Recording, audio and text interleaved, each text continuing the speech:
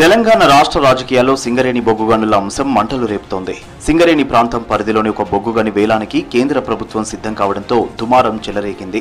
కేంద్రం, రాష్ట్రంలోని అధికార, విపక్ష పార్టీల నేతలు పరస్పర ఆరోపణలు, ప్రత్యారోపణలకు దిగడంతో రాష్ట్ర రాజకీయాలు వేడెక్కాయి. సింగరేణి సంస్థను ప్రైవేటీకరించే ప్రశ్నే ఉత్పన్నం కాదని చెబుతున్న కేంద్ర ప్రభుత్వం దేశంలోని 60 బొగ్గు గనుల వేలం ప్రక్రియను తెలంగాణ నుంచే ప్రారంభిస్తుండటం, ఇందులో సింగరేణి ఏరియా పరిధిలోని శ్రావణపల్లి బొగ్గు బ్లాక్ కూడా ఉండటం చర్చనీయాంశంగా మారింది.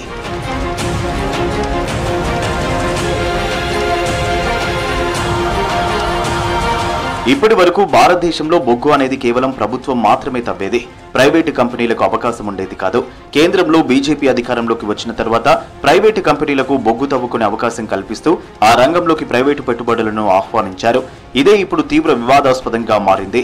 2015లో MMD చట్టం అంటే mines and mineral development regulation చట్టాన్ని కేంద్రం తీసుకొచ్చింది. పార్లమెంట్లో ఈ బిల్లుకు అనుకూలంగా అప్పుడు బీఆర్ఎస్ ఓటేసింది. 2020లో ఈ చట్టంలో కమర్షియల్ మైనింగ్ విషయాన్ని చేర్చారు. ఆ చట్ట ప్రకారమే ఇప్పుడు బొగ్గు గనుల వేలం ప్రక్రియ మొదలైంది. ఖనిజ చట్టాల బిల్లు 2020 మార్చి 2, 2020న లోక్సభలో ప్రవేశపెట్టగా దీనికి బీఆర్ఎస్ మద్దతు తెలిపింది. అంటే ఒక రకంగా బొగ్గు గనుల వేలానికి సంబంధించిన చట్టానికి ఒకప్పుడు బీఆర్ఎస్ పార్టీయే మద్దతు ఇచ్చిందనే ఆరోపణలకు బలం చేకూరుతోంది.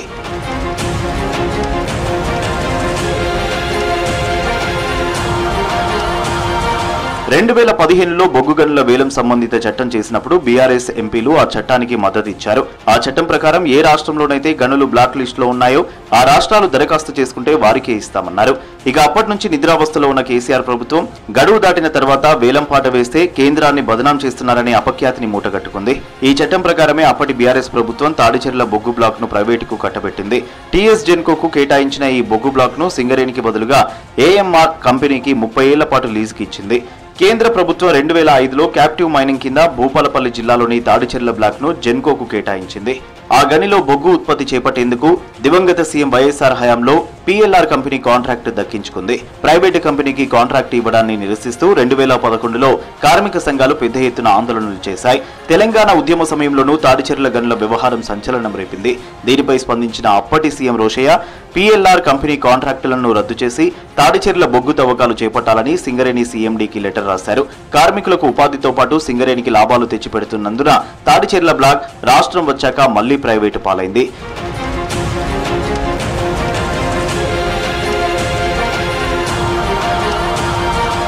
స్వయంగా కేసీఆర్ ప్రభుత్వమే 2015లో జెన్కో ద్వారా ఏఎంఆర్ కంపెనీకి ఈ బ్లాక్ ను ఏకంగా 30 ఏళ్ల కోసం అప్పగించడం అనేక అనుమానాలకు తావిచ్చింది. ఇలా ప్రైవేటుకు గనుల అప్పగింత వ్యవహారం ఆనవాయితీగా మారింది.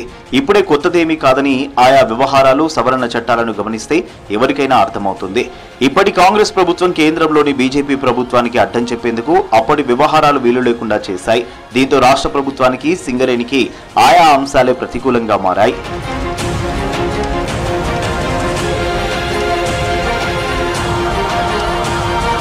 బొగ్గు వేలం ప్రక్రియపై రాష్ట్రంలో అధికార, విపక్షాలు బగ్గుమంటున్నాయి. వేలం ప్రక్రియలో సింగరేణి పాల్గొనడం వివాదానికి కారణమైంది. కేంద్రం వేలానికి పెట్టిన గనుల్లో సింగరేణి సమీపంలోని శ్రావణపల్లి బొగ్గు గని కూడా ఉంది. ఇది మంచిర్యాల జిల్లా నెన్నెల మండలంలో ఉంది. కీలకమైన శ్రావణపల్లి బొగ్గు గనిని వదులుకోవడం ఇష్టం లేని రాష్ట్ర ప్రభుత్వం వేలంలో పాల్గొనాలని సింగరేణి సంస్థను ఆదేశించింది. శ్రావణపల్లిలో 11.99 కోట్ల టన్నుల బొగ్గు గనుల నిల్వలున్నట్లు భూగర్భ సర్వేలో తేలింది. సింగరేణి ఏరియాలో ఉన్న ఈ బొగ్గు బ్లాక్ ను వేలం వేయకుండా నేరుగా సింగరేణికే కేటాయించాలని గత బీఆర్ఎస్ ప్రభుత్వం డిమాండ్ చేసినా కేంద్ర ప్రభుత్వం తిరస్కరించింది.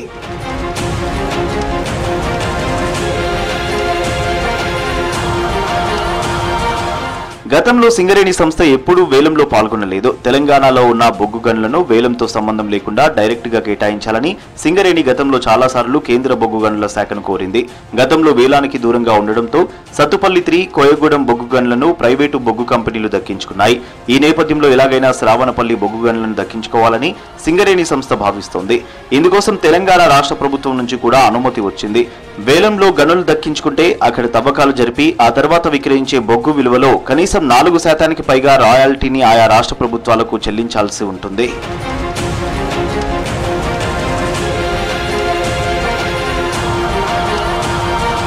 రాజకీయ పార్టీల ఆరోపణలు ప్రత్యారోపణల నడుమ దేశంలో కొత్త గనుల వేలంపాట కొనసాగింది.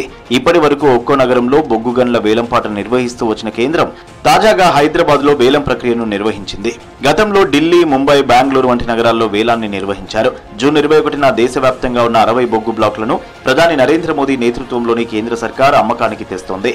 ఎంఎస్టీసీ ప్లాట్ఫామ్ పై వేలానికి సంబంధించిన వివరాలను పొందుపరిచారు.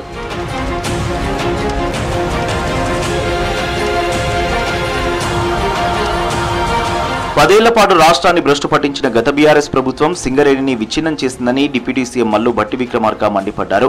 2032-33 నాటికి 22 బొగ్గు గనులు మూతపడనుండటంతో సింగరేణి కొత్త గనులను సమకూర్చుకోవాల్సిన అనివార్యత ఏర్పడిందని చెప్పారు.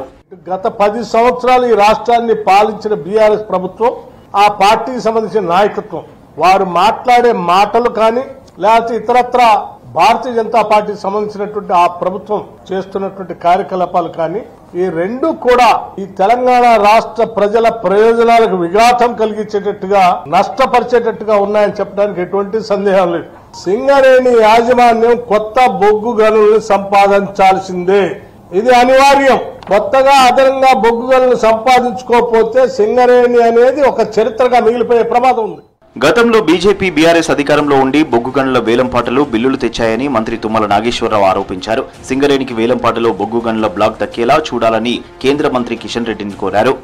ఈ ప్రజా ప్రభుత్వం ఎంతో మంది లక్షల కుటుంబాలకు జీవనోపాధి కల్పించినటువంటి సింగరేణి అటువంటి సంస్థని విచ్ఛిన్నం చేయాలనో లేకపోతే దివాళా దిగించాలనో తద్వారా ఆ సంస్థను మూసేయాలనే కుట్ర కుయుక్తులు పన్నేటటువంటి కేంద్ర ప్రభుత్వం యొక్క వ్యవహార శైలిని తీవ్రంగా ఖండిస్తున్నాం. కాబట్టి కిషన్ రెడ్డి గారికి అవకాశం వచ్చింది కాబట్టి తెలంగాణకి న్యాయం చేసినట్టుగా, సింగరేణిని బతికించినట్టుగా, గతంలో చేసినటువంటి మీ భాషలని నిజం చేసేటట్టుగా మీ ప్రవర్తన ఉండాలి తప్ప ఈ యొక్క ఆక్షణ విధానం సింగరేణికి సాధ్యం కాని బ్లాకుల్లో మాత్రమే జరగాలనేది మా డిమాండ్. సింగరేణి సంస్థ పరిధిలో ఉన్న బొగ్గు బావులను ప్రైవేటు సంస్థలకు కేటాయిస్తే పోరాటం తప్పదని హెచ్చరించారు Kothagudem CPI MLA Kunamneni Sambasivarao. BRS తోడు దొంగలని ఇప్పుడు అర్థమైపోయింది. ఇద్దరు తోడు దొంగలు ఇవాళ ఇద్దరు కలిపి ఇవాళ ముందు బీఆర్ఎస్ ద్వారా వాయిస్ వినిపిస్తున్నారు.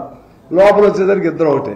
ఇవ్వకుండా సింగరేణికి అదే పద్ధతుల్లో ప్రైవేట్ వాళ్ళకి ఇచ్చే ప్రాసెస్ పెడితే మాత్రం ఖచ్చితంగా తెలంగాణ ప్రజలందరూ ఏకకంఠంతో, ముక్త కంఠంతో మన బొగ్గు బావులను కాపాడుకోవాల్సినటువంటి అవసరం ఉంది. మీ అందరూ కూడా అందులో ఉండాలి. ఆ విధంగా ఉంటేనే మనకు సింగరేణి తెలంగాణ సిరులు కురిపించేటువంటి తెలంగాణ సంస్థ, అది తెలంగాణ బ్రతుకు బాగుపడుతుందని తెలియజేస్తూ మేమైతే ఖచ్చితంగా ఆందోళన ఈ పద్ధతుల్లో చేస్తే ఖచ్చితంగా ఆందోళన కూడా చేస్తామని తెలియజేస్తాం. కొత్త గనులు లేక సింగరేణి ఇబ్బందులు పడుతున్న వేళ రాష్ట్రంలోని నిక్షేపాలను వేలం వేయడం అధికార విపక్షాల మధ్య వాడి వేడిని పెంచింది. మేలు చేస్తారని కాంగ్రెస్, బీజేపీకి 8 ఎంపీ సీట్లు కట్టబెడితే కేంద్ర రాష్ట్ర ప్రభుత్వాలు రాష్ట్రంలోని బొగ్గు బ్లాకులను వేలంలో ప్రైవేటు సంస్థలకు కట్టబెట్టి సింగరేణిని ప్రైవేటు పరం చేయాలని చూస్తున్నాయంటూ బీఆర్ఎస్ వర్కింగ్ ప్రెసిడెంట్ కేటీఆర్ ఆరోపించారు. అదే 16 ఎంపీలు ఇక్కడ 8 చొప్పున బీజేపీ, కాంగ్రెస్ కి ఇస్తే ఏం జరుగుతున్నదంటే బొగ్గు గనుల శాఖ మంత్రి గారు హైదరాబాద్లోనే వేలం పెట్టి మన బొగ్గు గనులను ఇవాళ బహిరంగ మార్కెట్లో వేలం వేసే ఒక దుర్మార్గమైన ఒక కొత్త పద్ధతికి శ్రీకారం చుట్టబోతా ఉన్నారు. ఉద్దేశపూర్వకంగా జరుగుతున్న కుట్ర ఇది. ఉద్దేశపూర్వకంగా సింగరేణికి కోల్ బ్లాక్స్ కేటాయించకుండా సింగరేణి కూడా వేలంలో పాల్గొనండి అని సన్నాయి నొక్కులు నొక్కే కిషన్ రెడ్డి కానీ, అదేవిధంగా ఇవాళ ఆయనకు వంత పాడుతున్న బీజేపీ కానీ ఒక మాట చెప్పాలి. ఏమైంది మరి రేవంత్ రెడ్డి గారి లేక? రేవంత్ రెడ్డి గారి వ్యతిరేకత ఎందుకు మాయమైంది? ఎందుకు ముఖ్యమంత్రిగా మీరు ఆ వేలం పాటలో మేము పాల్గొంటాము అనే మాట చెప్తాం. సింగరేణి సంస్థకు కేంద్ర ప్రభుత్వం నేరుగా బొగ్గు గనులు కేటాయించాలని, దీనివల్ల సంస్థలో కొత్త ఉద్యోగాలు వస్తాయని చెన్నూరు కాంగ్రెస్ ఎమ్మెల్యే వివేక్ వెంకటస్వామి కోరారు. గుజరాత్ మినరల్ డెవలప్మెంట్ సంస్థ ద్వారా కేంద్రం ఆ రాష్ట్రానికి నేరుగా బొగ్గు బ్లాకులను కేటాయించిందని, అదేవిధంగా సింగరేణికి కూడా కేటాయించాలని డిమాండ్ చేశారు. గుజరాత్ డెవలప్మెంట్ కార్పొరేషన్ కి గనులు వారు అవుట్ ఆఫ్ టర్న్ అలాట్మెంట్ చేస్తున్నారు. మనమేమో ఇక్కడ ఈ తెలంగాణ ప్రాంతంలో సింగరేణి సంస్థకు ఇవ్వాలి అని చెప్పి మనం కూడా కోరడం జరిగింది.